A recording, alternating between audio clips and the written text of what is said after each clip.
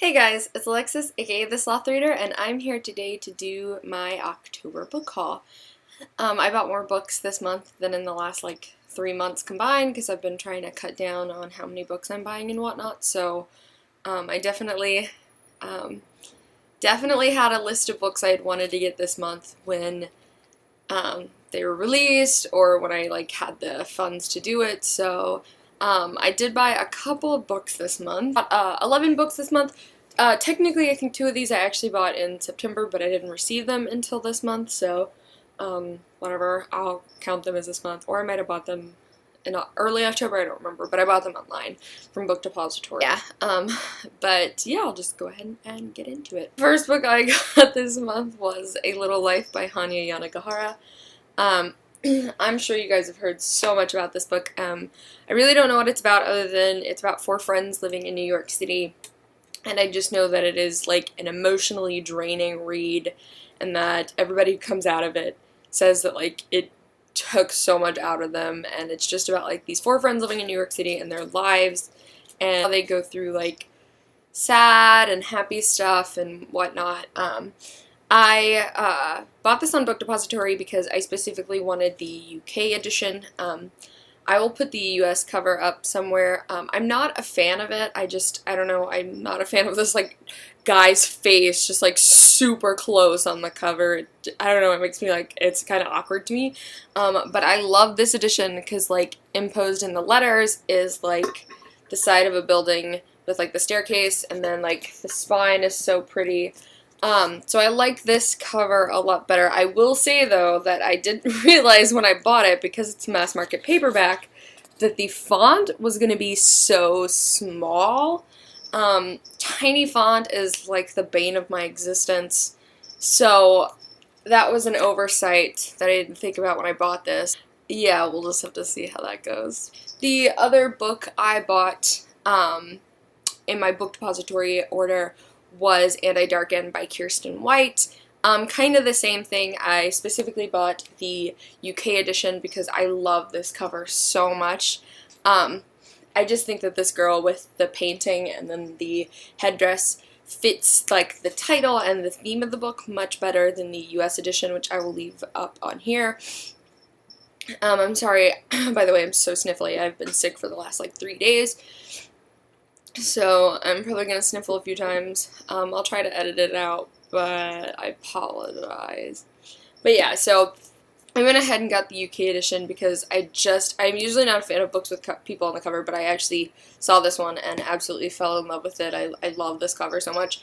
This one is an alternate history retelling of Vlad the Impaler, I believe, where Vlad is a woman.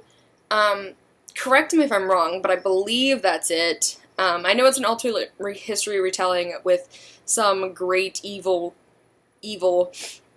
conqueror as a woman, and I've heard really good things about it. I've never read a Kirsten White book. I have 5 of them on my shelves, but I have yet to read a single one. But I don't know. Maybe I really love it. Going with finishing off the paperbacks I got this month, I also got the Heart of Betrayal paperback by Mary E. Pearson. I am actually really in love with the paperbacks of these books. I have The Kiss of Deception in paperback, and so I specifically waited until this one came out in paperback before I bought it, and I'll probably wait until Beauty of Darkness comes out in paperback as well, because I am so in love with these specific paperback editions, because they do this, and they're just super, super, super floppy. And I love it, and I love the weight of it in my hands. And so I'm excited to finally read this one. I read Kiss of Deception back in July, and I really, really enjoyed it. So I'm excited to read this one. It'll be interesting to see how this one goes, considering that the mystery that's part of the first one isn't in this one.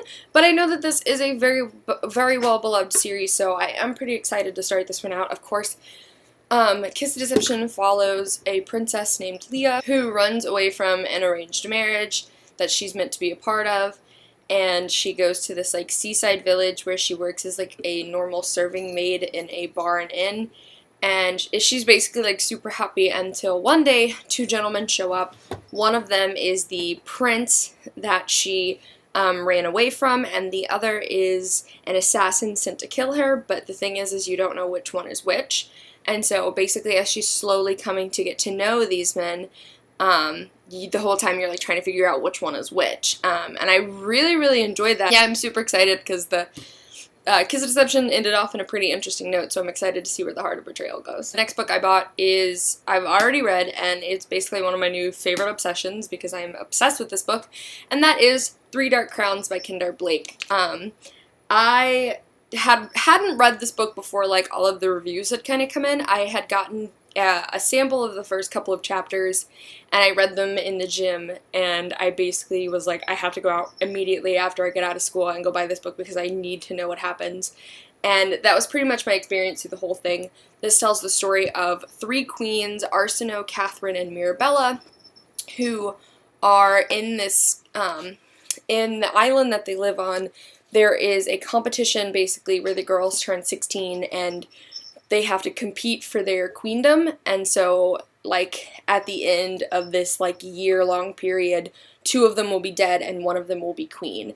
And I loved this book. I'll talk more about it in my wrap-up, but yeah, I love this book, and I love the cover, but even better is that the naked spine for this book is absolutely beautiful. It's so gorgeous.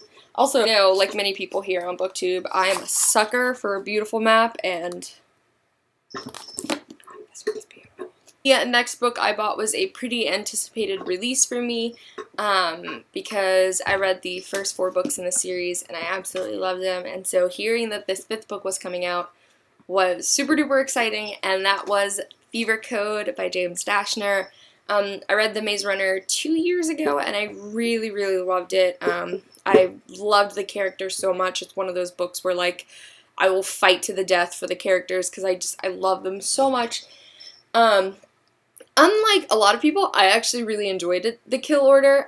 It was a very interesting prequel to me, and I found myself still really falling in love with the characters, and I really liked the way that James Dashner fitted into the rest of the series. But this is another prequel that basically covers how the maze in The Maze Runner was created.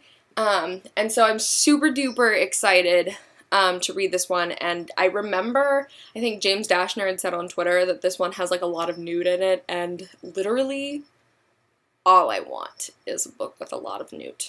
Except for The Death Cure. That book doesn't exist. This book I got was another one of my highly anticipated releases for 2016. This one's probably going to be on a lot of people's book calls, and that is A Replica by Lauren Oliver. It's no surprise that I am a pretty big Lauren Oliver fangirl. It's not even necessarily that any of her books are like my favorite, I love them, and I always have a good time reading them, and so I've pretty much heard that Replica is no exception. I've heard it's super duper interesting, and so of course you guys have heard all about this one probably by now, where it has this side and then you flip it over and it's a totally separate story on this side, and they meet, you know, in the middle somewhere.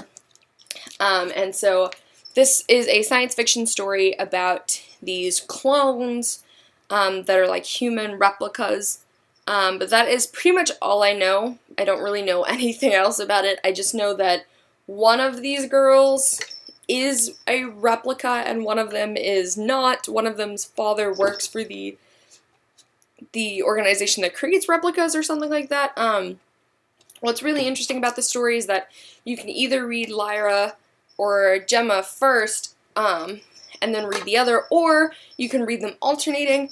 I've already decided what I will do, and I will read, I believe I've been told to read Gemma then Lyra, but I'll be reading one and then the other because, in my opinion, that still leaves a reread factor of reading it a third way, alternating, because you still get that separate experience. I feel like if you read them alternating right off the bat, you kind of rob yourself of a rereading, like a rereadability.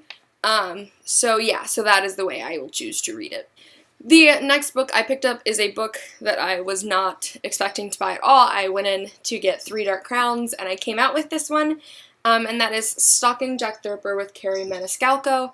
I had seen a couple of things about this, mostly Phantom Rin on Instagram, and I will link her down below. She draws a lot of fan art and original art. She had drawn a lot of pictures from this book, and so that was pretty much the only introduction I had to this book at all, but her drawings are gorgeous, and so, or, you know, I don't want to say her, I actually don't know their gender, but their drawings are absolutely gorgeous, and so it really kind of made me interesting. So when this came out, I kind of skimmed through it, and I noticed this book comes with pictures in it that are like old-timey photographs, that are like real photographs, kind of in the vein of like, you know, Miss Peregrine's, and I absolutely love that. And for those of you who don't know, I'm kind of a, this is gonna sound terrible either way I say it, but I'm kind of like a true crime aficionado. So, I absolutely eat up true crime stuff, which is hilarious because I don't read true crime books, but I have seen probably, like, every true crime documentary worth watching, and so I know a lot of information about Jack the Ripper, and, like, I'm one of those weirdos who would like to go on, like, a Jack the Ripper tour through London, but anyway, yeah, so I'm excited to see how this goes. The next book I bought this month is, a book that a lot of people, I'm sure, bought. For me, it was not an anticipated release because I didn't read the first book in the series, so I'm not sure why I bought the second book in the series, but all I can say is that when I saw it in the store and I saw how pretty it was, I went, I have to have it. And that is Crooked Kingdom by Leigh Bardugo, and I'm sure many of you are going to be going, oh my god, you have to read Six of Crows immediately. I want to. Especially considering that I don't think I've heard a single bad thing about Six of Crows. Like, even the people who give it 3 stars still say it's a highly enjoyable read. So, like, I know I'm gonna love it, but I have this hard problem not reading books in the order in which they were published. Yeah, it doesn't matter to me in what order people say it should be read. I have to read them chronologically because it's like, to me, that's the order in which they're meant to be read, because that's the order in which they were written, so I have to read books in the chronological order in which they were published, which means before I will let myself read the Six of Crows duology, I have to read the Grisha trilogy first. And I know that they're not related, but, like, just the knowledge that they take place in the same universe, I have to read the Grisha trilogy first. Like, I will be like this the whole time if I don't. Especially because a lot of people have said that the Six of Crows duology is a lot better than the Grisha trilogy. And so I don't want to read the Grisha trilogy first. I don't want to read the Grisha trilogy second and then not enjoy it, because I do think I really will. And so that way I would rather read it, really enjoy it, or really dislike it, and then pick up Six of Crows and love it more. But yeah, basically I saw this one in the store, and I saw how beautiful this was, and I was just like, well, why not? The next book I picked up was a book that I have literally not heard a single bad thing about, and I'm so excited to read it. I literally freaked out when I finally got it in the mail. I opened it and I was just, like, rubbing my face against it because I was so excited. And that is Homegoing by Yaa Gyasi. I debated a lot, actually, between getting the UK cover or getting this one, but in the end, I actually really love this cover. I think that this cover is beautifully representative of, like, Ghana, and a lot of, like, the textiles and stuff you see come out of that region look a lot like this, and so I kind of like that. But I literally have not heard a single bad thing about this book. I know that it's, like, a generational story following the family of these 2 sisters, one of which is sold into slavery, I believe, in America, and the other marries into, like, a wealthy family in Ghana. And it's basically about, like, their 2 families over, like, the course of 200 years or something. And I pretty much love generational stories like that. I'm a big fan of Latin American literature, and a lot of Latin American literature follows that, like, generational timeline. So I'm super, super, super excited to read this one. And yes, it's just shaping up to be, like, the longest video ever because I can't stop talking. It's like I haven't filmed in forever, and so I'm just like... The next book I picked up is another one in which I debated between getting the UK cover or the US edition, but ultimately I did decide to go with the US edition of Nevernight by J. Kristoff because, I don't know, I remember that I saw this cover, and this was the cover that really piqued my interest, and while the UK edition is really gorgeous, I just feel like I've seen it before. I don't know. And I love this edition. Like, this edition is creepy. It gives me assassin-y vibes. And so, yeah, I've definitely heard that a lot of people said that this book was pretty difficult to get into, but a lot of books that people say are slow, I, for some reason, typically don't find slow. So this book follows a girl named Mia, who, to avenge her family, becomes an assassin. That's pretty much all I know about it, but again, I've seen a lot of fan art for it, also by Phantom Rin, and I love what they've drawn of it, and it definitely piqued my interest to pick it up. And can we just talk about, like, how pretty the font is? Like, that is so beautiful. And the last book I picked up this month was definitely, I would say, honestly, probably my most anticipated release of the year. And of course it came out in the middle of Spookathon, so I couldn't read it the day I bought it. And I love it so much. And of course that is Gemena by Amy Kaufman and Jake Kristoff. Illuminae was one of my favorite books of last year.